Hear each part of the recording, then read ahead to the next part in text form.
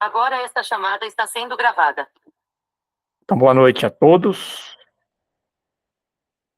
Hoje, 13 de setembro de 2024, estamos iniciando mais um estudo do Livro dos Espíritos. Estamos no estudo 24 de 2024. E eu gosto sempre de lembrar aqui no início dos estudos, as pessoas que nos acompanham assistindo os vídeos do YouTube, né? Que esse estudo nosso, eles são transmitidos ao vivo às sextas-feiras, das 19 às 20 horas. E aquelas pessoas que quiserem, desejarem, podem entrar no nosso site, www.obreirodosenhor.org.br. Lá encontrarão caminhos para obter o link dos estudos e participar ao vivo conosco, aqui de Curitiba, Paraná, Cidade Espírita, Obreiros do Senhor. E também lá no nosso site encontrarão uma playlist, lá onde tem todos os vídeos anteriores do estudo do Livro do Espírito, da Revista Espírita, uma gama de materiais para aquelas pessoas que gostam de estudar a filosofia espírita. Como disse, estamos no nosso estudo 24. Estamos na parte segunda do capítulo, no capítulo 7 da parte segunda do Livro dos Espíritos, né, que fala da volta do espírito à vida corporal. Hoje nós vamos encerrar esse capítulo, pretendemos pelo menos, vamos falar um pouquinho sobre a infância, simpatia, antipatia terrena, esquecimento do passado. Então, primeiro tópico é a infância. É tão desenvolvido, a 379, né? A questão 379. Kardec pergunta: é tão desenvolvido quanto a de um adulto, o espírito que anima o corpo de uma criança? Pode até ser mais progredivo. Apenas a imperfeição dos órgãos infantis o impede de manifestar obra de conformidade com o instrumento de que dispõe. Acho que essa questão aí era bem clara, né? Mas se alguém quiser comentar. Eu acho que aqui, mais uma vez, a gente vê a independência que a gente tem estudado nesse capítulo, a independência do espírito e do corpo na geração do novo ser, né? O corpo vem do corpo, não? O pai e a mãe geram um novo corpo, mas o espírito já existe. Então, a gente vê que a gente pode ter um filho mais evoluído que a gente, um espírito mais antigo, mais experiente, né? E até o que a gente tem visto hoje em dia das crianças com habilidades especiais, né? Muitas crianças pequenas, 3, 4 anos, tocando piano ou fazendo outras coisas, com outros conhecimentos que não existiam antigamente, até não era tão comum. Mas a gente vê que é o espírito independente do corpo, não é o espírito que vem com a bagagem, e não o corpo. O corpo vai fazer a limitação inicial da infância. Essa questão que você falou é bem importante. Porque o pai e a mãe as questões da matéria do corpo, né, da genética, todas essas questões assim, que o próprio espírito escolheu, né? Nós estamos anteriormente ali com o espírito, ele escolhe as provas, a necessidade dele reencarnatória. Então, é claro que vai ter que ter uma combinação aí da parte genética para dar aquele corpo adequado para desenvolver. Mas não transmite, o pai e a mãe não transmite as questões do espírito, que é moral, né? As questões morais, tudo vem do espírito mesmo, que é a individualidade de cada um, né? Então, essa questão bem interessante para diferenciar bem isso, porque às vezes a gente pensa que o pai e a mãe, inclusive ele fala um pouquinho, acho que não sei se nesse capítulo, no capítulo anterior, comentou sobre essa questão, né? Que não transmite essas questões aí morais, né? E sim a questão do corpo físico só, né? Senão não perderia a nossa individualidade, né? E a gente viu que muitas vezes a semelhança vem de vidas passadas, né? Do convívio de vidas passadas, que a gente tem atitudes semelhantes aos nossos pais, né? Isso está referente à escolha que ele fez, né? Então aí sim ele cita daquelas questões ali genéticas, né? para ele poder se manifestar em conformidade, né? Aí sim, as afinidades, nós vamos falar bastante sobre isso aqui nas questões à frente, ó, que vem na 380. Abstraindo do obstáculo que é a imperfeição dos órgãos, ora, opõe a sua livre manifestação. O espírito na criancinha pensa como criança ou como adulta? A pergunta. Desde que se trata de criança, é claro que, não estando ainda nela desenvolvido, não podem os órgãos da inteligência dar toda a intuição própria de um adulto ao espírito que anima. Este, pois, tem efetivamente limitada inteligência, enquanto a idade ele não amadurece a razão. A perturbação que o ato da encarnação produz no espírito não cessa de súbito, por ocasião do nascimento, só gradualmente se dissipa, como o desenvolvimento dos órgãos. Então aí também está, deve ser bem claro aí que o corpo, sim, que nós estudamos nos estudos anteriores, que o corpo limita, assim, né, e a infância, as condições do próprio órgão que tem que desenvolver, ele limita um pouquinho a manifestação do espírito, né? Mas quanto mais evoluído o espírito, mais rápido vai ser o desenvolvimento da criança, né? Sim, mas só que sempre limitado, que ainda tem a limitação do corpo, né, dos órgãos. Sim. Ó, aí o Kardec faz um comentário aqui. Há um fato de observação que apoia essa resposta. Os sonhos de uma criança não apresentam o caráter dos de um adulto. Quase sempre é pueril. Quase sempre pueril é objeto dos sonhos infantis, que indica que a natureza são as preocupações do respectivo espírito. Que indica de que natureza, né? São as preocupações do respectivo espírito, né? Quer dizer que mesmo o espírito ele fica um pouco tolhido ainda, porque está no processo de reencarnação, ele demora um pouco ainda para ele assumir todas as tuas potencialidades, o teu desenvolvimento total que ele tinha como espírito, né? Uhum.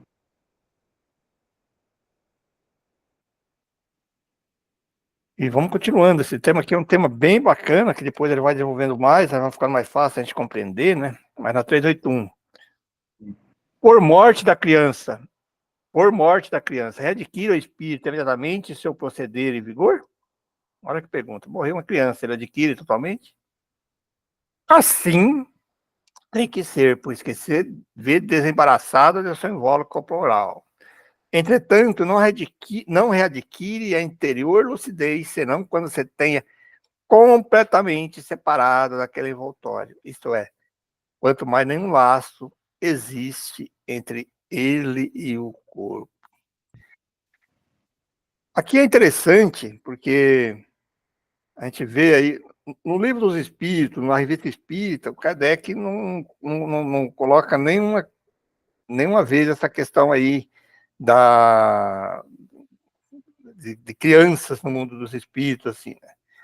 Mas na literatura fala, nas obras de André Luiz, e é uma coisa assim que a gente tem que pensar um pouquinho, porque ele fala sobre aquela questão assim das famílias com crianças, né? Que o filho nasceu, fica com criança. Contradiz um pouco com essa questão, porque ele fala aqui, depois ele vai falar um pouquinho a mais para frente, que às vezes demora um pouco mais. Inclusive fala-se de candários, creches, onde que esse espírito ficam ali um tempo até ele se despertar completamente. Mas aí é criar aqueles laços, aquelas famílias que, né, aparecem lá nas obras de André Luiz, fica estranho, porque daí, poxa, mas e como é que vai ficar com a criança lá? Que vantagem é essa? A não ser que ele está querendo ficar, né? Está querendo trazer uma cópia totalmente da Terra, né? Então cria-se uma certa... destoa um pouco do que está escrito, que a gente estuda aqui no Livro dos Espíritos, nas obras básicas. A gente não entende bem o motivo disso, né? Talvez tenha algumas crianças que têm um laço mais forte com Sim, o corpo.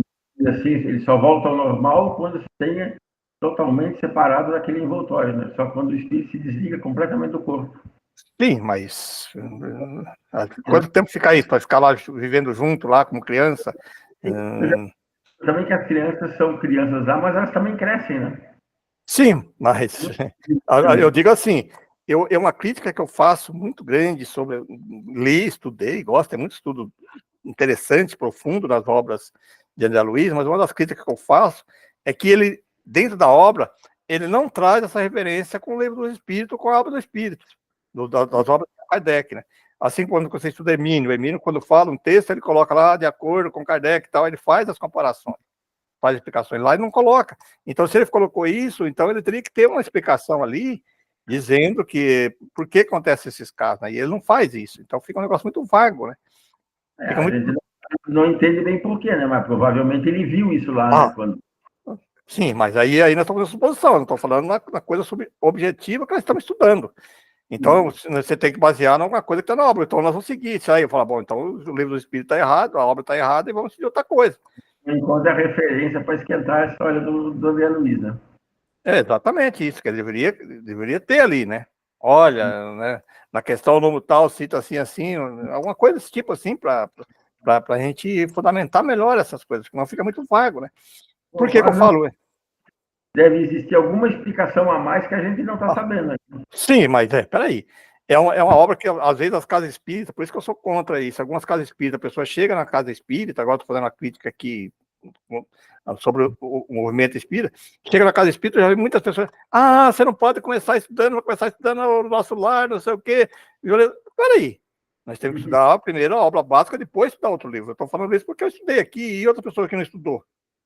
Aí vai acreditar que é daquela maneira, nesse sentido que estou dizendo. Eu acho que nós tem que ter fundamentação das coisas. Uhum. Vamos lá. É uma questão não tão grave assim também, né? Ué, mas pode ser grave, que você está falando uma mentira, você está falando uma coisa que não tem fundamento, e aí cria uma dúvida. Entendeu? Cria mas como é realmente, né? Ué. Vamos lá. 382. Durante a infância, só foi espírito encarnado em consequência do constrangimento que a imperfeição dos órgãos lhe impõe? Não, esse estado corresponde a uma necessidade, está na ordem da natureza, de acordo com as vistas da providência. É um período de repouso do espírito. Então, o espírito, claro, ele não vai sofrer essas... Mas é uma necessidade que tem que passar, né? O espírito tem que repassar o processo de desenvolvimento de novo, né? Dessa junção com o corpo, né? E Então, viver desenvolvido novamente. Provavelmente isso faz parte do processo de amadurecimento do espírito, da evolução dele, né? Cada vez que ele revive essa situação, é uma experiência nova. Por isso que agora ele vai continuando agora, até vou continuando um pouquinho, porque daí agora ele vai perguntando e vai respondendo, que é todo o mesmo tema, né? Porque aqui, ó, já na 33, qual a pergunta que nós temos, qual para este a utilidade de passar pelo estado da infância? Por que passar, né? O encarnado com o objetivo de aperfeiçoar o espírito durante esse período é mais acessível às impressões que recebe, capazes de auxiliar o adiantamento para o que devem contribuir os incumbidos de educá-los. Aqui, esse tempo atrás, até a gente assiste às vezes alguns documentários do reino animal, né? Então, assim, o ser humano é o único que, vamos dizer assim, que quando nasce, né, precisa de ajuda ali e tal, que ele vai colocar aqui, depois nós temos para frente, de ajuda da pai, da mãe, passa por todo esse período de infância, onde que cuidado que ele está colocando aqui, que é o adiantamento para que os devem contribuir em cobrir e educá-lo, né, da educação para receber. Aí a gente fica pensando assim, por exemplo, no reino selvagem, animal lá, nos búfalos lá, os alces, quando nasce o filhote, ele nasce, entra no chão rapidamente, porque daí tem os predadores, né, os leões, os predadores lá, rapidamente ele já sozinho, já começa, já mama e já sai andando, né? Quer dizer, não precisa não tem essa fase, né? E o ser humano não, olha quanto tempo, até para andar demora um ano e pouco, né? E depois não fica aí quanto tempo que ele fica totalmente precisando de ajuda de outras pessoas para cuidá-lo, né? Seja do pai e a mãe, ou em outros casos, mas de alguém tem que cuidar ele, né? Cuidar dele, alimentá-lo, tudo. E já no reino animal, mesmo selvagem, não, né? Você vê como é que existe um motivo e é isso que ele está colocando. E aqui ele vai, na subsequente, ele vai aprofundar mais sobre essa questão, né? Por que disso, né? Uhum. O ser humano é o mais dependente, por mais tempo dos pais. Exatamente. Ele vai colocando, e ele vai colocando, ó, 384.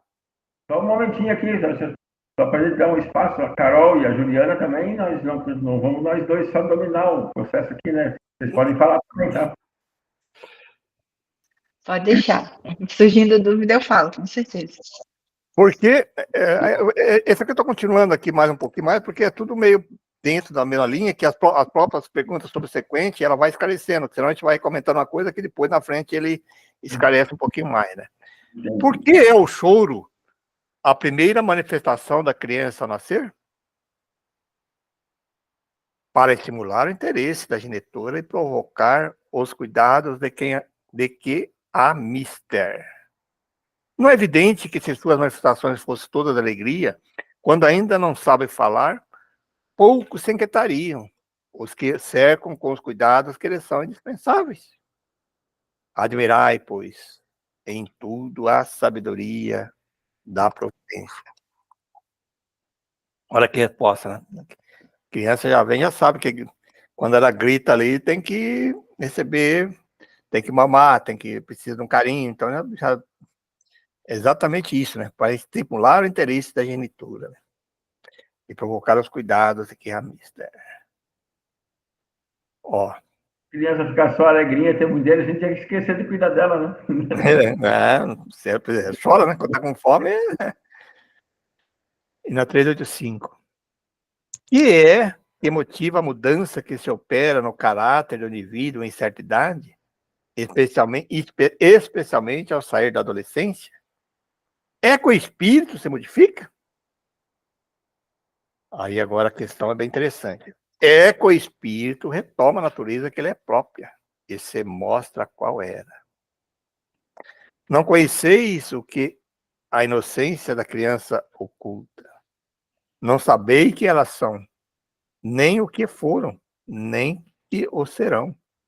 Contudo, afeição lhes atendes, contudo, afeições lhes tendes as acariciais, como fossem parcelas de vós mesmos, a tal ponto de que se considera o amor que uma mãe consagra a seus filhos como o maior amor que um ser possa votar ao outro.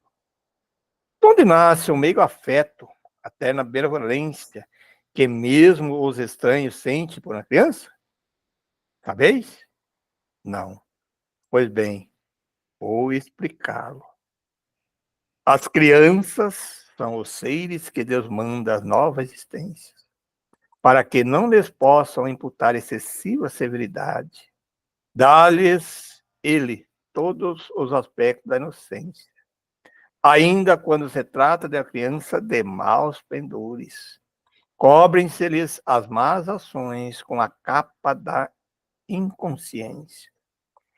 Essa inocência não constitui superioridade real com relação ao que eram antes.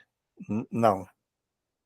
É a imagem do que deveria ser e, se não o são, o consequente castigo exclusivamente sobre elas recai. Não foi, todavia, por elas somente que Deus lhe deu esse aspecto de inocência.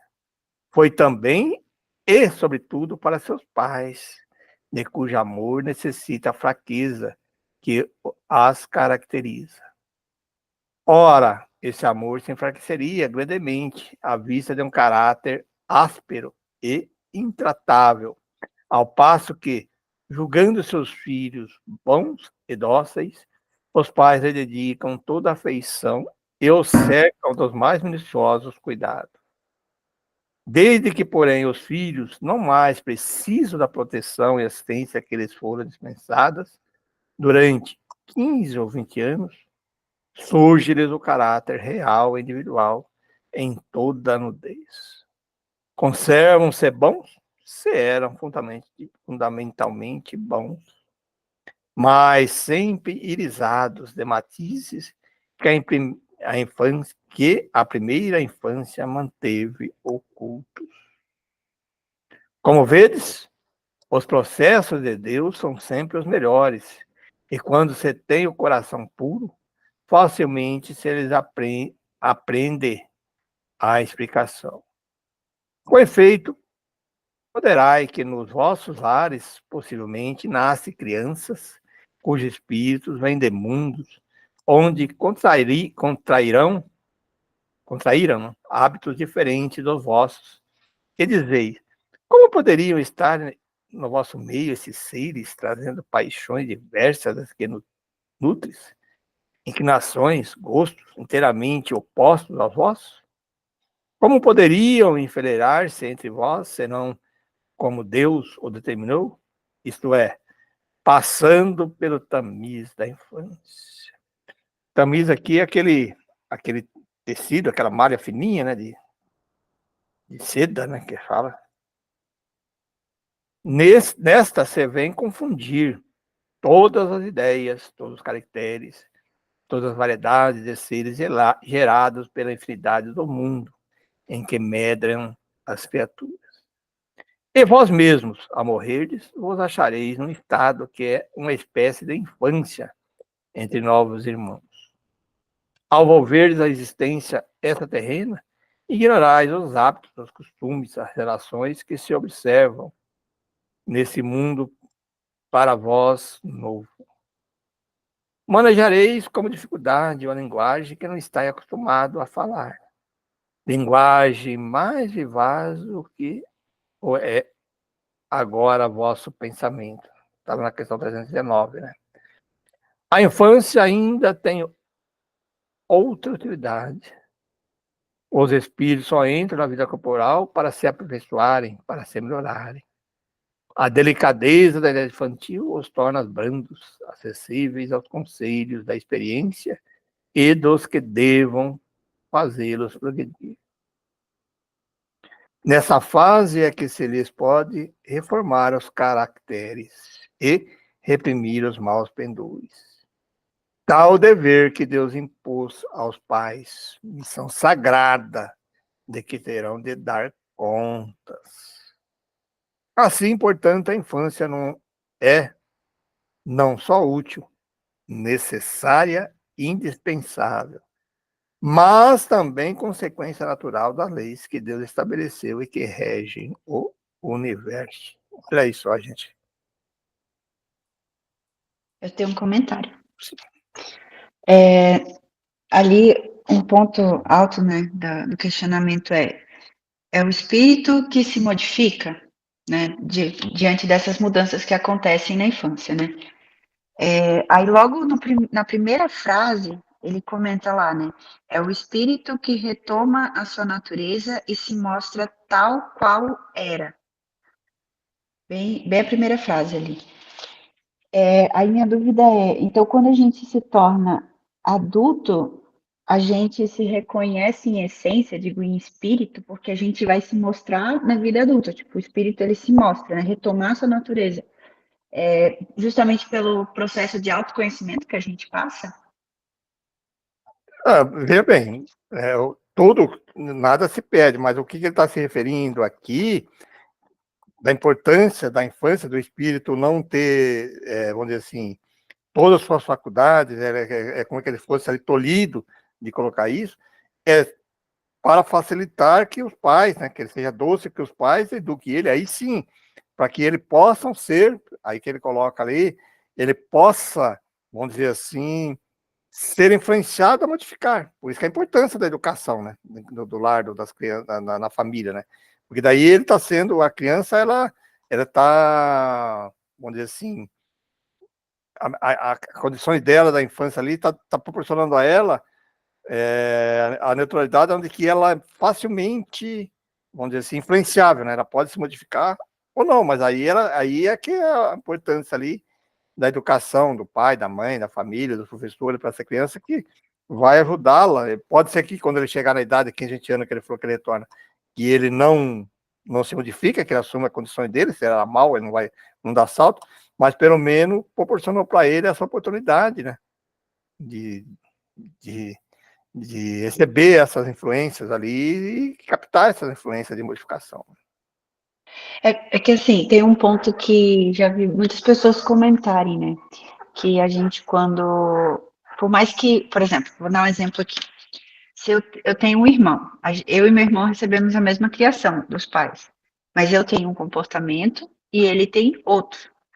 E, e aí o ponto então, de fato, se eu tenho um comportamento diferente, enfim, então um caminho diferente, é justamente porque eu estou crescendo, estou ficando adulto, e o meu espírito, de fato, está mostrando a sua essência e natureza, tomando suas decisões, mostrando exatamente o que ele era em essência, como ele fala ali, né, na primeira frase.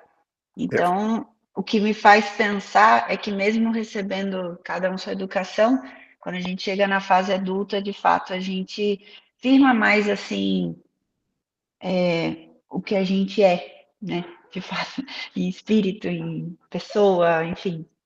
Será? É isso mesmo, porque você vai assumir a tua adolescência. Agora, pode, o espírito que já era mais evoluído, ele vai, assimilou mais aqueles conhecimentos e ele vai modificar e vai continuar. O outro, que já tinha os seus pendores diferentes, outros hábitos, ele vai assumir aquilo também. A maneira, cada um aí demonstra a individualidade, né?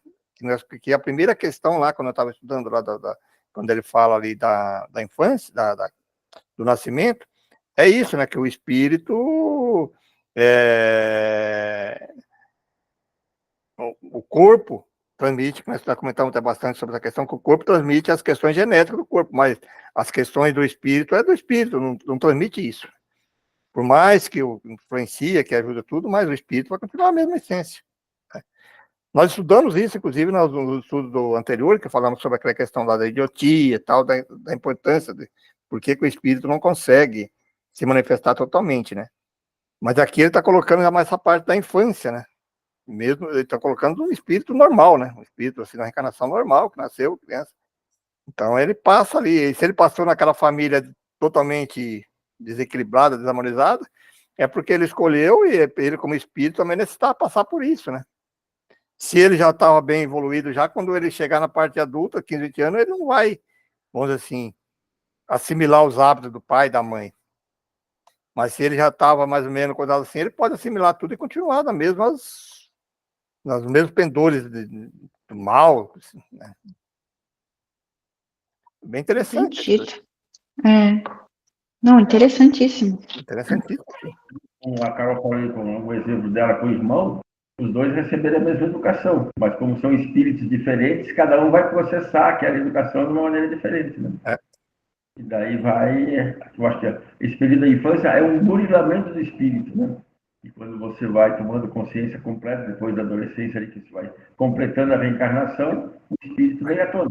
Talvez ele não venha exatamente, quando ele fala ali, quando ele fala exatamente o que ele era, mas talvez ele não seja exatamente o que era, porque ele já foi tratado quando criança, né? Esse período todo de criança fez uma modificação. Pode fazer a modificação, né? Não é para falar fez, porque aí que estou falando, que às vezes, que nem ele falou, às vezes e aquele espírito é já tão que ele influencia um pouco, mas não chegou nele com a profundidade que ele modificar, né? Mas pode influenciar sim a mudança, né? Eu estava pensando agora aqui que você pode encontrar famílias extremamente desequilibradas e de repente um filho sai ali e vai para o rumo certo. E o contrário também, famílias bem estruturadas que um filho desanda. Então essa é a questão do espírito, né?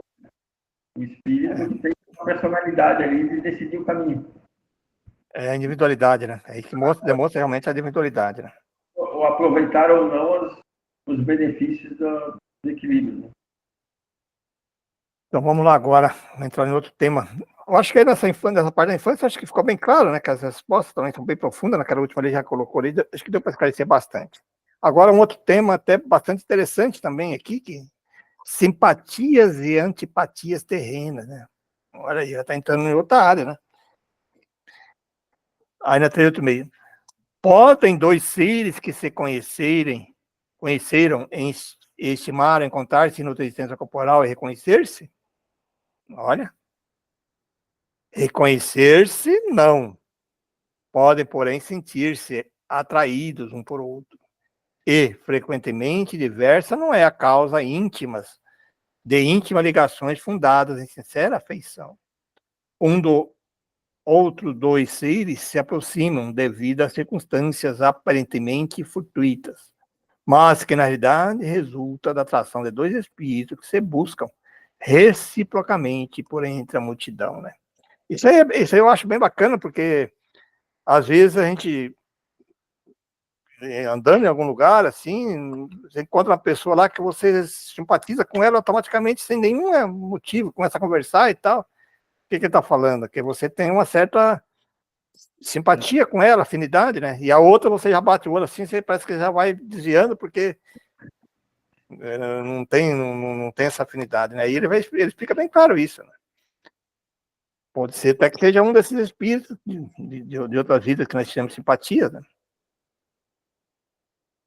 Quer ver aqui na questões aqui também, vai esclarecendo bastante na outra parte, ó, que tem o item A.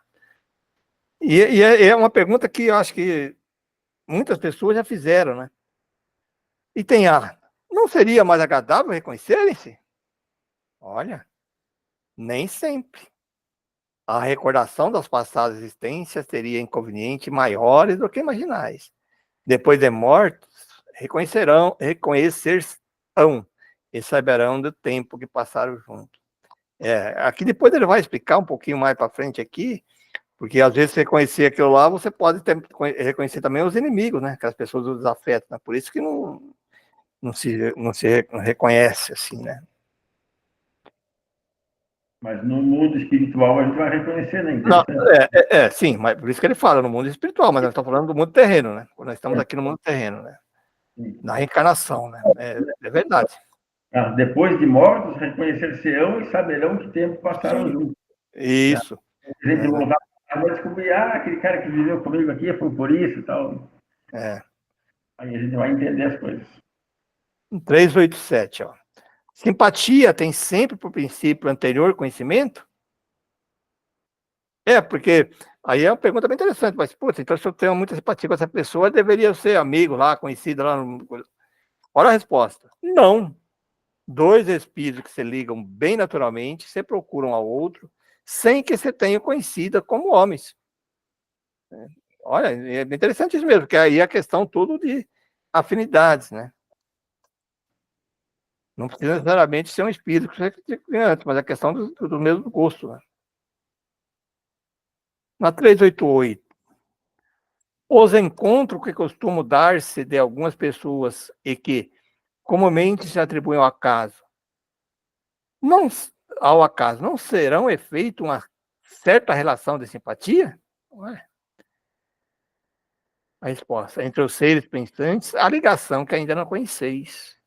O magnetismo é o piloto dessa ciência, que mais tarde compreendereis melhor. Aquilo que nós estávamos falando, né? Então, é questão de gosto, de afinidade, né? 389.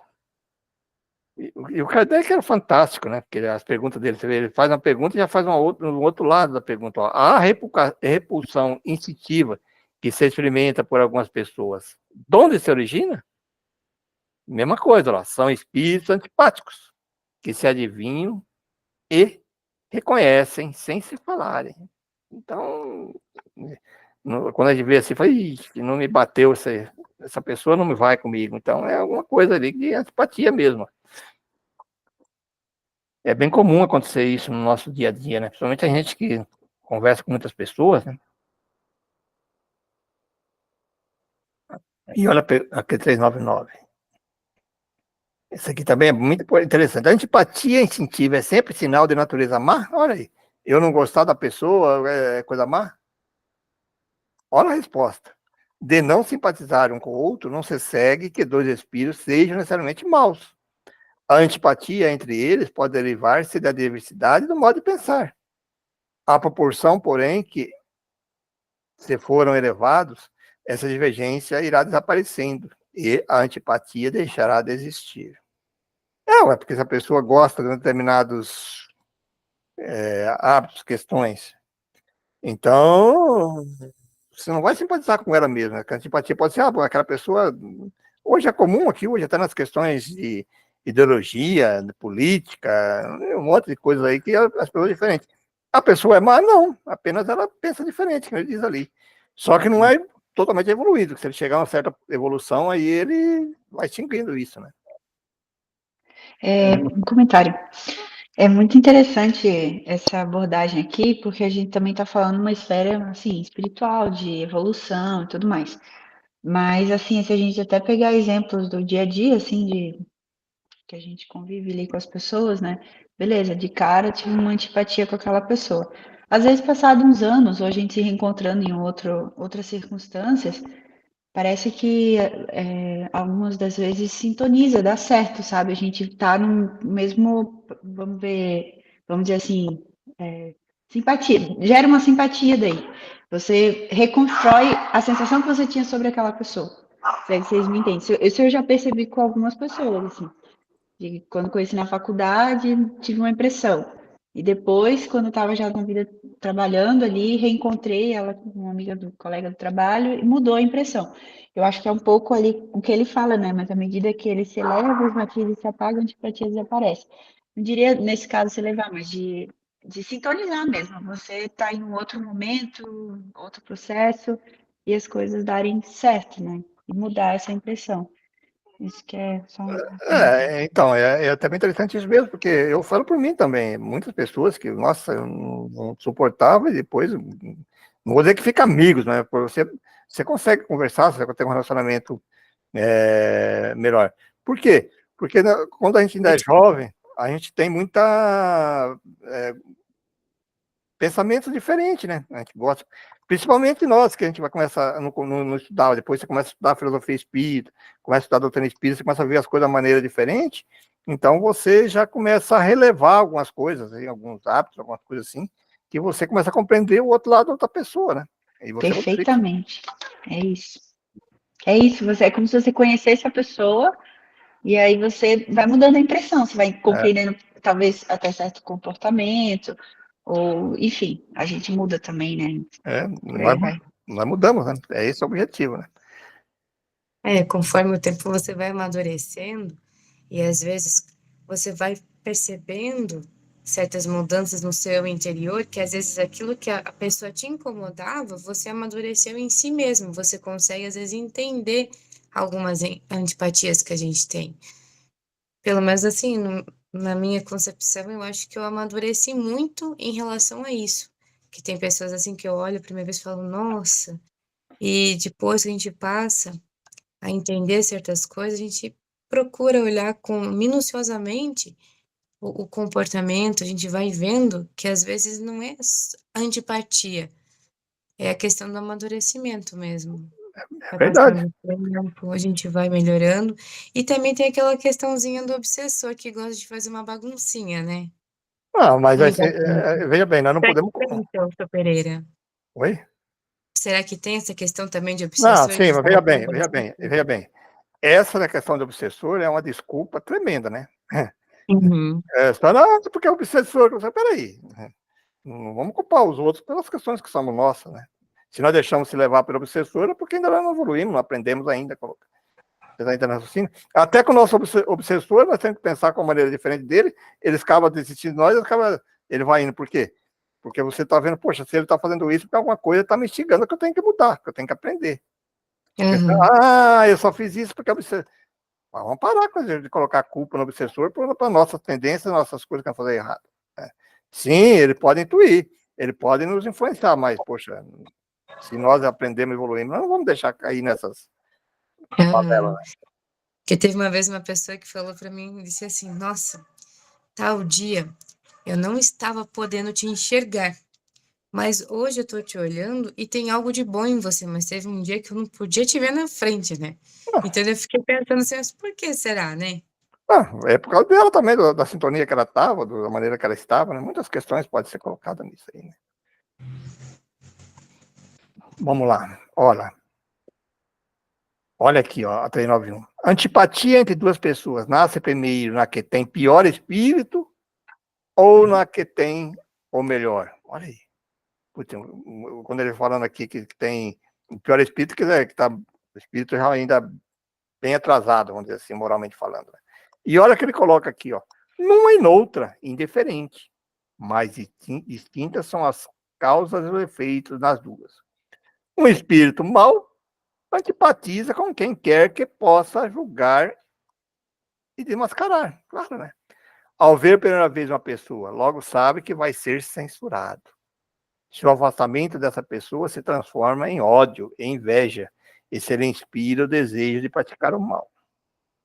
O bom espírito sente repulsão pelo mal, por saber que este não compreenderá e porque díspares dos deles são os seus sentimentos. Entretanto, consciente da sua superioridade, não alimenta ódio nem inveja contra o outro, limita-se a evitá-lo e lastimá-lo. Então, não é questão que a gente fala do amor, né?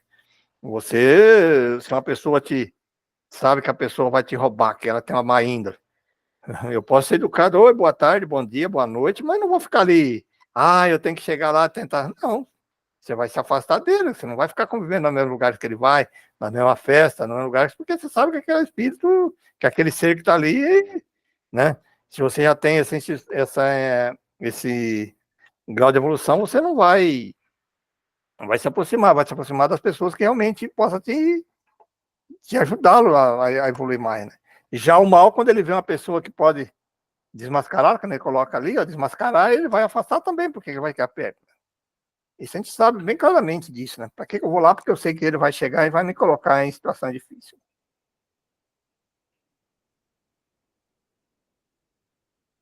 Mais alguma coisa sobre essa questão aí da antipatia? Simpatia? Bom, continua. Visão diferente dos dois, né, a maneira que o mal, vamos classificar assim como mal e bom, né? O mal tem o medo de ser desmascarado. E o bom tem o medo de não ser compreendido.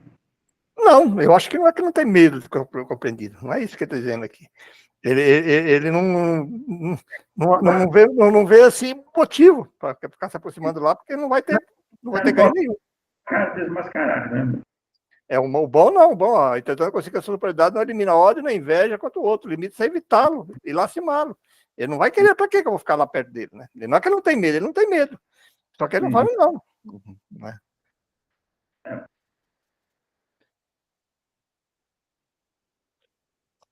Esquecimento do passado. Esse aqui é um outro ponto também que a gente questiona bastante, né, sobre essa questão.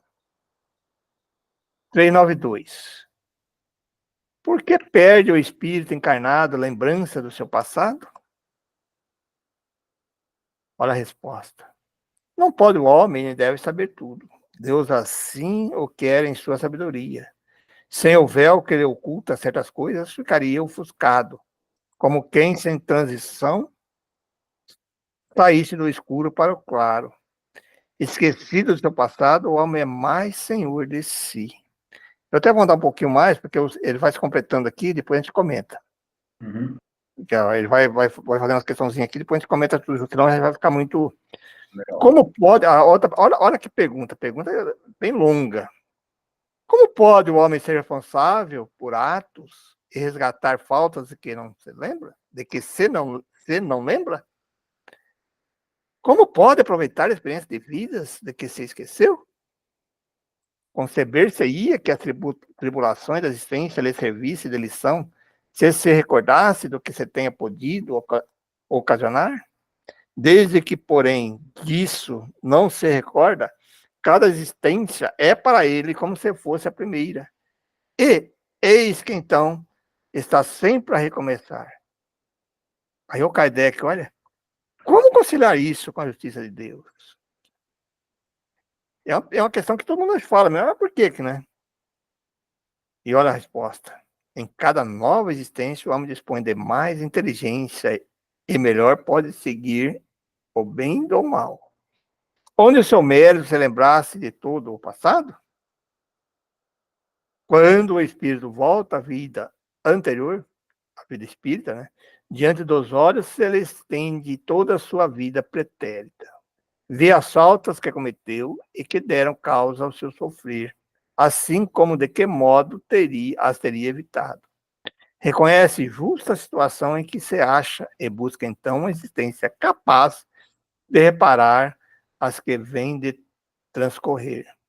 Escolhe provas análogas às de que não soube aproveitar, ou as lutas que considere apropriadas ao seu adiantamento, e pede a espíritos que lhe são superiores que ajudem a nova empresa, que sobre si toma ciente de que o espírito que lhe for dado por guia nessa outra existência se esforçará por levá-lo a reparar suas faltas, dando-lhe uma espécie de intuição das que incorreu. Tendes esta intuição no pensamento, no desejo criminoso que frequentemente vos assalta, e a que instintivamente resiste, atribuindo as mais das vezes essa resistência aos princípios que recebestes de vossos pais, quando é a voz da consciência que vos fala. Essa voz, que é a lembrança do passado, vos adverte para não recair nas faltas que já vos fizestes culpado. Na nova existência, se sofre com coragem aquelas provas e que resiste, o espírito eleva e ascende na hierarquia do espírito ao voltar ao meio deles. Olha aí como que aqui no mundo terreno nós evoluímos também, né? Aqui no mundo terreno serve para isso mesmo, né? Que aqui no próprio mundo terreno a gente pode evoluir para quando retornar ao mundo espírita já estamos melhores, né? Ele fala de ascende, né? E o Kardec comenta: não temos, é certo, durante a vida corpórea, lembranças exatas do que fomos, do que fizemos em anterior existência, mas temos de tudo isto a intuição, sendo as nossas tendências instintivas uma reminiscência do passado. E a nossa consciência, que é o desejo que experimentamos de não rescindir nas faltas já cometidas, nos concita a resistência àqueles pendores.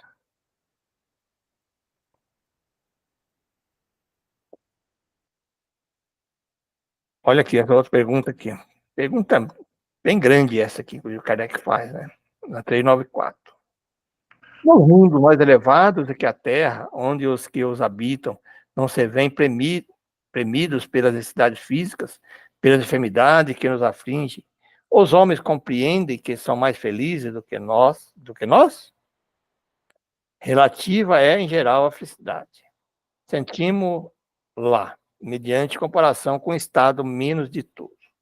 Visto que, em suma, algum desses mundos, ser bem melhores do que o nosso, ainda não atingiram o estado de perfeição dos seus habitantes. Devem ter motivos, desgostos, embora de gênero diversos dos nossos. Entre nós, o rico, conquanto não sofra angústia das necessidades materiais, como o pobre, nem por isso se acha isento das tribulações que eles tomam amarga a vida. Aí o Kardec pergunta, então, na situação em que se encontram os habitantes desses mundos, não se consideram tão infelizes quanto nós, em que nos vemos e não se lastimam da sorte olvidados de existências inferiores, que lhes sirvam de termos de comparação? E olha, os Espíritos respondem. Cabe aqui duas respostas distintas. Há mundos entre os de que falas, cujos habitantes guardam lembranças claras e exatas de suas existências passadas. Esses compreendes, podem e sabem apreciar a felicidade que Deus lhe permite fluir. Outros há, porém, cujos habitantes, achando-se, como dizem, em melhores condições do que vós da terra, não deixam de enfrentar grandes desgostos, até desgraças. Esses não apreciam a felicidade de que gozam, pela razão mesmo de que se não recordarem de um estado mais infeliz. Entretanto, se não apreciam como homem, apreciam-na como espíritos. E o Kardec comenta isso, essa parte aqui, né? No esquecimento das existências anteriormente transcorridas, sobretudo quando foram amarguras, não há qualquer coisa de providencial em que revela a sabedoria divina? Nos mundos superiores, quando o recordá-las já não constitui pesadelo, é que as vidas desgraçadas se apresentam à memória. No mundo inferiores, a lembrança de todas as que se tenham sofrido não agravaria as infelicidades presentes? Concluamos, pois, daí que tudo que Deus fez é perfeito e que não nos toca criticar-lhes as obras, nem lhes ensinar como deveria ser o regulamento do universo. Gravíssimo inconveniente teria o nos lembrarmos das nossas individualidades anteriores. Em certos casos, humilhar-nos-ia sobremaneira. Em outros, nos exaltaria orgulho, peando-nos, em consequência, o livre-arbítrio. Para nós melhorarmos, dá-nos Deus exatamente o que nos é necessário, e basta. A voz da consciência e os pendores instintivos. Priva-nos de que nos prejudicaria. Acrescentamos que se nos recordássemos dos nossos precedentes atos pessoais, igualmente nos recordaríamos dos outros homens, do que resultaria talvez os mais desastrosos efeitos para as relações sociais. Nem sempre podendo honrar-nos do nosso passado, melhor é que sobre ele um véu seja lançado. Isso concorda perfeitamente com a doutrina dos espíritos acerca dos mundos superiores à Terra. Nesses mundos em que só reina o bem, a reminiscência do passado nada tem de dolorosa. Tal razão porque neles as criaturas se lembram da sua antecedente existência, como nos lembramos do que fizemos na véspera. Quanto ao estado em mundos, quando estada em mundos inferiores, não passa então, como já dissemos, de mau sonho. 395. Podemos ter algumas revelações a respeito das nossas vidas anteriores? Nem sempre, contudo. Muitos sabem o que foram e que faziam. Se lhes permitisse dizê-los abertamente, extraordinárias revelações fariam sobre o passado. Algumas pessoas julgam ter vaga recordação de um passado desconhecido, que eles apresentam como a imagem fugitiva de um sonho, que em vão se tenta reter. Não há nisso uma simples ilusão? Algumas vezes é uma impressão real, mas também frequentemente não passa de mera ilusão, contra a qual precisa o homem pôr-se em guarda, porquanto pode ser efeito de suprecitada imaginação. 397. Na existência corpórea de natureza mais elevadas que a nossa, é mais cara a lembrança das anteriores? Sim, à medida que o corpo se torna menos material, com mais atidão o homem se lembra do seu passado. Esta lembrança, os que habitam os mundos de ordem superior, têm mais nítidas.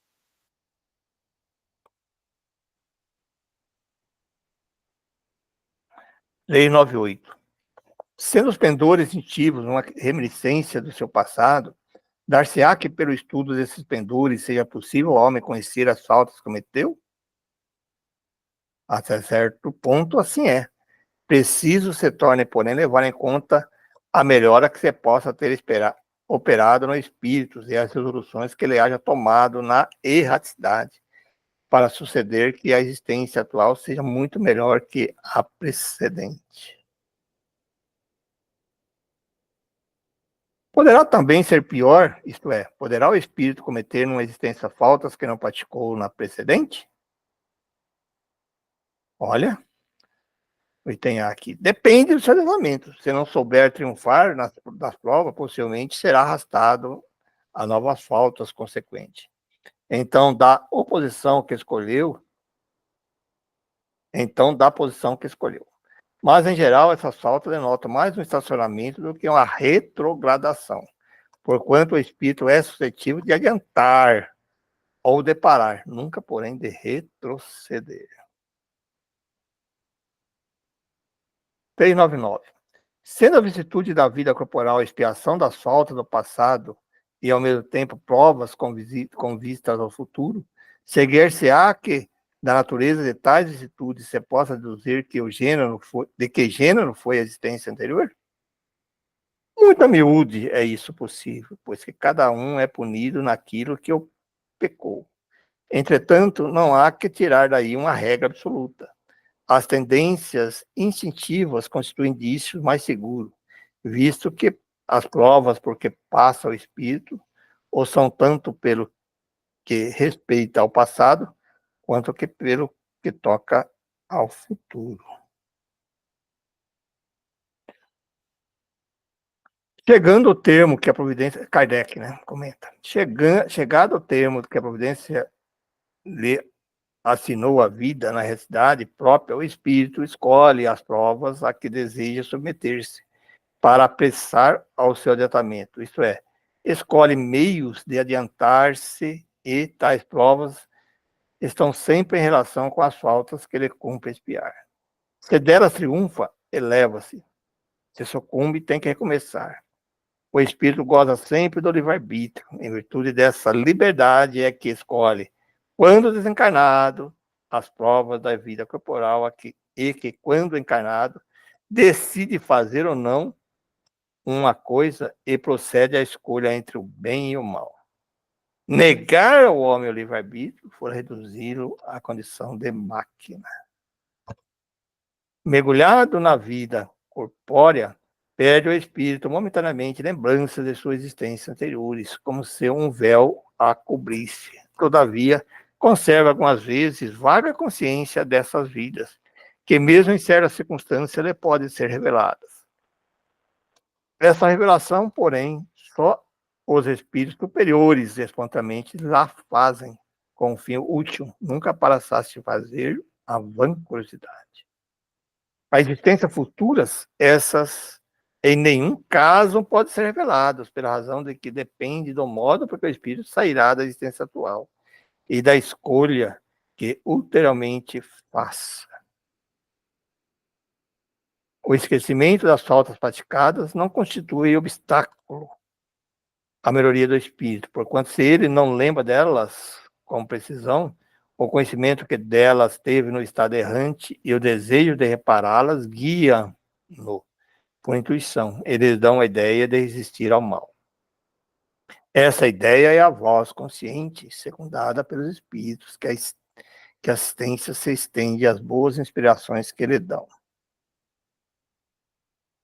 O homem não reconhece os atos que praticou em suas existências pretéritas, mas pode sempre saber qual o gênero das faltas que se tornou culpado e qual o cunho predominante do seu caráter. Bastará que se estude a si mesmo. Poderá então julgar-se do que foi, não pelo que é, mas pelas suas tendências. A vicissitude da vida corpórea constitui expiação das faltas do passado, simultaneamente provas com relação ao futuro. Depuram-nos, elevam-nos, se a suportarmos resignados e sem murmurar. A natureza dessas virtudes e das provas que sofremos também nos pode esclarecer acerca de que fomos e de que fizemos, do mesmo modo que nesse mundo julgamos dos atos de um culpado pelo castigo que ele inflige à lei. Assim, o orgulhoso será castigado no seu orgulho, mediante a humilhação da existência subalterna. O mal, rico, o avarento, pela miséria. O que foi cruel para os outros, pela crueldade que sofrerá. O tirano, pela escravidão. O mau filho, pela ingratidão de seus filhos. E o preguiçoso, por um trabalho forçado, etc. Tá aí, gente. esse era o que nós tínhamos preparado hoje. Se alguém quiser fazer algum comentário aí sobre essa última parte. Eu tenho. Só uma pergunta ali me saltou, que foi a 396, que ele fala ali essa ideia não seria uma ilusão de você lembrar ali, ter essa claro na tua cabeça que você está vivenciando uma experiência assim de lembrança, né? Como que eu sei que não é uma ilusão? Tem como a gente ter essa certeza? Olha, ele pergunta lá, algumas vezes a impressão real, mas também frequentemente não passa de uma mera ilusão contra a qual precisa o homem pôr-se em guarda, porquanto pode ser efeito de uma superação da imaginação. Eu não sei se tem como, né, você saber, mas o que ele fala, ficar em guarda para ver se faz sentido ou não, porque às vezes a gente também cria assim, uma expectativa muito grande com as coisas, né?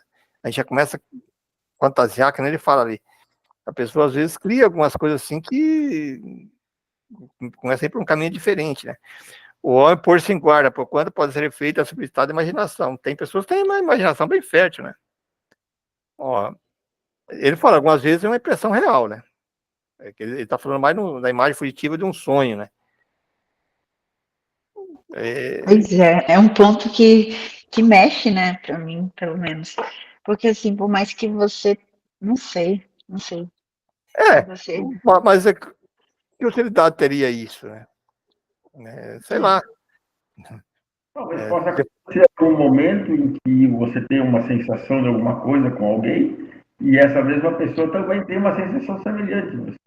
Aí você pode comprovar alguma coisa a mais, né? Passa a fazer sentido. Sei lá, você tem alguma sensação de uma vida passada com determinada pessoa e algum dia essa mesma pessoa aparece e conta uma história semelhante àquilo que você imaginou, sem vocês nunca terem trocado ideia. Aí, de repente, pode ser que está esquentando que a história passa a ser mais real, né? É uma maneira de comprovar. eu pensei mais uma questão assim de lembrança do passado mesmo, de outra vida. Mas é aquilo da outra vida que ele está falando, né? A pergunta é essa. É. Agora, o jogo tem várias conotações de um passado desconhecido. Ele está falando de um passado, que se apresenta como imagem fugitiva de um sonho, e que em vão você tenta reter. Ó. Então, não há nisso sempre ilusão. Ele está dizendo que às vezes vem alguns pensamentos, né, um sonho de umas coisas assim que você acredita que aquilo, que você teve uma reencarnação, que aquilo foi uma coisa do passado. Né? Isso que ele está querendo dizer. Entendi. Algumas vezes pode ser, né? Eu acho que eu estou falando, independente ou não, é questão do sentimento, né? Se for uma coisa boa, você fala, puxa, é uma coisa boa, então vamos para frente. Se for uma coisa ruim, vamos tentar mudar e seguir, né? É isso aí. Entendi. Obrigada. Mais alguma coisa? Não, acho que não.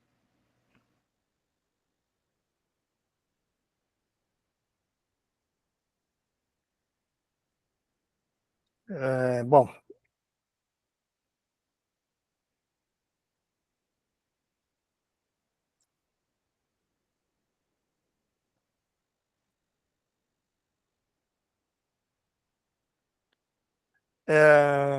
quem gostaria de fazer a nossa oração final, então? Posso fazer hoje.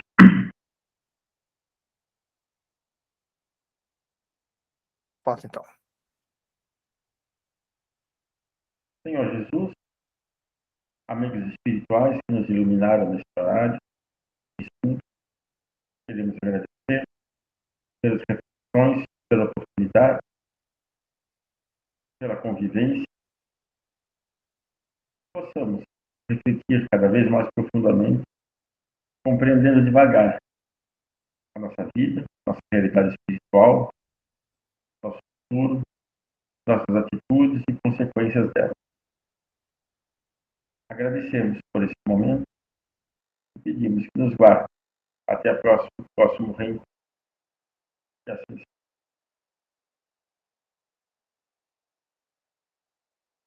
Boa noite, até a próxima semana. Semana que vem eu vou Boa fazer noite. Boa noite.